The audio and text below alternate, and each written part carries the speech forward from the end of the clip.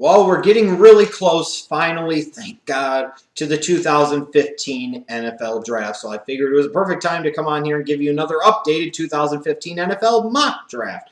Now, this is my second to last one. I will be doing one final 2015 NFL Mock Draft that you will see next Wednesday, April the 29th. Sometime in the morning, maybe early afternoon. That will be either a 3 or 4 round edition.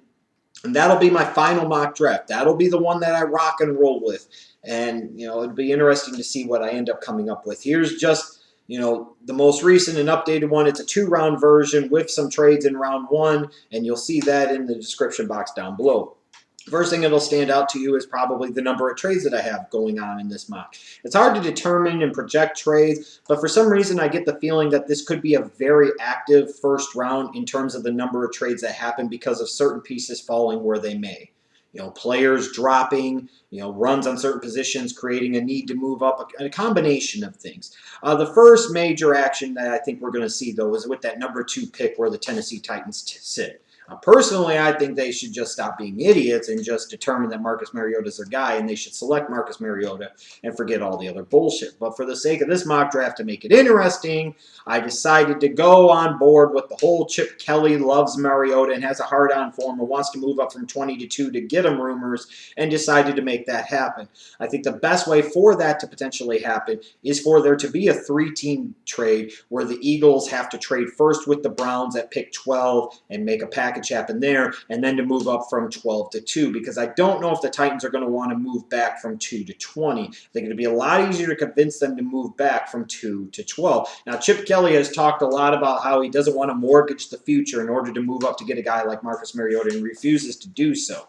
Well, when you look at some of the potential trade pieces that they have, and guys like Sam Bradford and Michael Kendricks and perhaps even an Evan Mathis, they have some of those veterans, yes, even a 33-year-old Evan Mathis, that could appeal to some teams, and as a result could substitute for 1 or 2, high to mid-round draft picks that you would have to surrender as part of a package to be able to move up into the draft. So the Eagles, in their situation, because of some of the moves they have made in free agency during the offseason, have created a situation where they have some pieces that they could potentially trade off, most notably the Bradfords of the world, the Michael Kendrickses of the world, the Evan Mathises of the world, where it's not necessarily mortgaging their future, but it allows them to more easily come up with a way to be able to acquire the number 2 overall pick, to be able to ensure, unless the Buccaneers shock the world and take Mariota at 1, and then all bets are off with Winston and who ends up with him at number 2.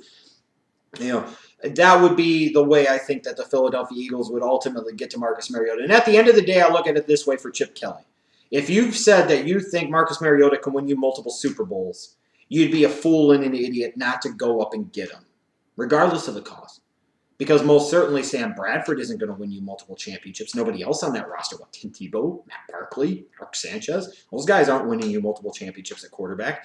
You have the potential to be able to pull this off. Now it's up to Chip Kelly and the Philadelphia Eagles front office to figure out a way to actually pull it off. And like I said, in general, I do expect this to be a very active first round in terms of trades. Some of the other trades that'll stand out, I've got Vic Beasley going 3 to the Jaguars because I just, for some reason, think that Vic Beasley fits more of that Bruce Irvin type of mold. That's something that Gus Bradley would be familiar with from his time in Seattle. Maybe they got a closer look at him at the Senior Bowl and they really liked him. I think that Beasley maybe fits more what they want over Dante Fowler, and that might be the guy that they go with. So Fowler falls to 5 in this scenario, and I have Atlanta popping up from 8 to 5 to get him, because you look at new head coach Dan Quinn for the Falcons. He was a guy that actually recruited Dante Fowler to Florida, and he seems to be a great fit for what they would want to do in Atlanta. And I would envision that a guy like Fowler, if he gets to 5, would be somebody that teams would want to peel up for, because when you look at the edge rushers and the way things are playing out, the top 3 edge rushers in most teams' boards right now, I'd have to assume, are Dante Fowler, Vic Beasley, and a little bit below Bud Dupree, and then you go farther down to get to the Shane Rays, and even farther down to get to the Randy Gregory's, the Eli Harolds of the world, what have you. So you get to pick 5, and one of the second of those 3 kind of top flight edge rushers is on the board. Somebody's going to want to move up to get him. And Washington is a perfect trade partner because they're desperately, I think, wanting to peel back from 5. And that's what I have happening here. Then you get to 6 with the Jets. where they're at, I could sit there and justify them taking an Amari Cooper. I could even sit there and maybe justify them taking a Leonard Williams because of Muhammad Wilkerson's contract situation, what have you. But I think this is a team that is potentially looking to pick up some additional draft pick currency in this draft. So them trading down to 10, the Rams trading up to 6, I think it's a deal that makes sense for both parties. Now, you see Leonard Williams dropping to 7 to the Bears. I'm not guaranteeing that Leonard Williams is going to drop all the way to 7, but I think this whole notion this whole time that Leonard Williams has been going into top 2 or 3 of this draft that so many have had for months, I think has been off the mark. I don't think he's incredibly overrated, but I do think he's a little overrated in this draft, and I think it's kind of ridiculous that so many people point to him as being by far the best defensive prospect in this draft because I say, whoa, whoa, whoa, pump the brakes. There are some major concerns, I think, of NFL organizations about his consistency, about his leverage, about how he plays, and ultimately his positional fit at the NFL level. Here's a guy that wants to play 3 technique in a cover 2 or in a 4-3, but he might be better suited as a 5 technique end in a 3-4. But I have the Bears taking him here. That would be an example of good value. I'd love to see the Bears trade back in this scenario because they can't get Mariota and both White and Cooper off the board. But you got to take Williams at that point in time. One of the major surprises actually comes at picks 8, 9, and 10. And this is where you can always kind of get into screwy season when it comes to the NFL draft. Picks 8 to 10 really can determine how this draft is going to go every single year. There's always 1 or 2 surprises, and here I've got Washington taking Brandon Scherff at number 8. I think Jay Gruden wants to draft on the offensive side of the ball. I think they need to upgrade their play in the trenches, especially on the offensive side. And I think a guy like Scherff fits what they want to do, even though I wouldn't be touching Brandon Scherff with the top 10 pick, and I don't agree with taking Brandon Scherff with the top 10 pick, especially when you're pretty much set that he has to play guard at the NFL level. For the Washington Redskins, I suppose it's going to make some sense, especially because they were able to peel back from 5 in this scenario. You look at one major surprise for many of you is probably going to be me having Todd Gurley going number 9 to the New York Giants. This is a couple of things, and this is not just coming from some Tom McShay talking about the top 10, because if I'm listening to Tom McShay, then I've got more serious problems anyways. This is a guy, I believe, that has Shane Ray going number 5, that views Randy Gregory as one of the truly best prospects in this draft. So again, when you're listening to Tom McShay, you got problems. But I look at Todd Gurley, and he's been a guy I've been slowly, if you notice, kind of moving up the board as my mock drafts have happened, as the process has continued. And now we get to the point here with the New York Giants at number 9.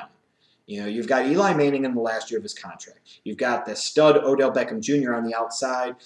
You need to protect Eli Manning. You need to help Eli Manning. And the best way to do that at this point, other than upgrading the offensive line in front of him, obviously, is by giving him a dynamic, explosive running back there. And that's what Todd Gurley presents. And for the New York Giants that so often have talked about taking best player available, I don't see how the New York Giants can honestly sit there and with a straight face tell you that they took the best player available at pick number 9, especially based off of this scenario that I have play out, if they didn't take Todd Gurley. If they took anybody else, how could they sit there and say that they took the best player available? They were either wrong or they drafted for need. And usually drafting for need purely is not the right way to go. And you could argue running back is a need and a big need for that organization. And a guy like Gurley right there at number 9, in spite of some of the durability concerns that I have, in particular with the coming off of the torn ACL, if he's not hurt and he's completely healthy, you're talking about a top 5 prospect for me, no doubt about it, in this draft, maybe the number 1 overall prospect in this entire draft. And I think the Giants would be insane to pass on him based off of this scenario again, and based off of solely this scenario and the way I have things playing out, if they didn't take Todd Gurley at number 9. That's a surprise that could happen. That's a surprise that I anticipate does happen. Somebody between pick 7 and pick 12 or 13 ends up with Todd Gurley. That's what I believe will happen here at this point in time. In terms of other things that you'll see playing out, you'll see that I have Devante Parker going 12 to the Titans. They've traded down from 2. If you think Mettenberger is going to be your fucking guy, then you better give him some damn help. I've got Perriman going 16 to the Texans. He ran in the 4-2. Somebody's going to fall in love with it. And with Andre Johnson being gone, the Texans most certainly need more help at wide receiver. But you could check out down below my mock draft, this 2-round edition. Let me know what you think of it in general. Let me know what you think of what I have your team doing, who the biggest winners and losers would be in this scenario. And let me know what you think some of these teams should do in next week's 2015 NFL Draft.